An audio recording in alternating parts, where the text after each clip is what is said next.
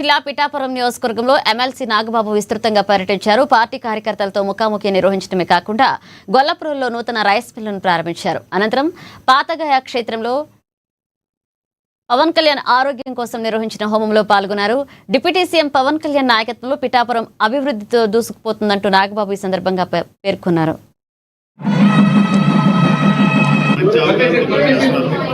రాష్ట్రాన్ని అభివృద్ధి పరంగా తీసుకెళ్ళి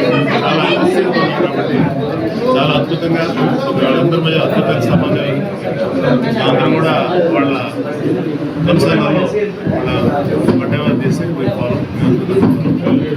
సార్, పవన్ కళ్యాణ్ గారు పిఠాపురం అభివృద్ధి ఏ విధంగా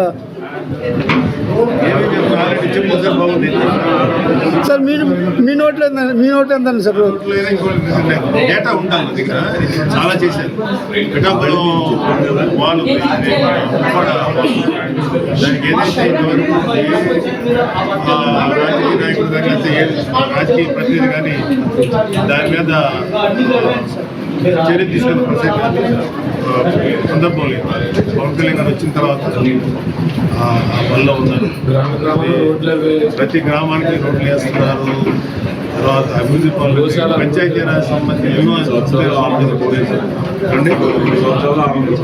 సంవత్సరాలు పిఠాపురం 600 కోట్ల పైగా ఖర్చు పెట్టారు. రోడ్ల మీద కానీ వివిధ కార్యక్రమాలు, గోశాలలు కానీ, బస్సుల కోసం తాగటా నీరు కానీ, ఇంకా ఆయన ఏదైతే ఎలక్షన్లో ప్రామిస్ చేస్తారో అవి 1 by 1 నెరవేర్చుకుంటూ వెళ్తా 100 బెడ్ హాస్పిటల్ నిర్మించారు. అండ్ ముఖ్యంగా పిఠాపురానికి ఒక అర్బన్ డెవలప్మెంట్ ఒక హోదా క్రియేట్ చేసి పడా కింద పెట్టి ఆయన ప్రత్యేక అధికారులు పెట్టి ఇంకా పిఠాపురం అభివృద్ధికి ఏమేం చేయాలో ఆయన ముందుకు తీసుకెళ్ళారు.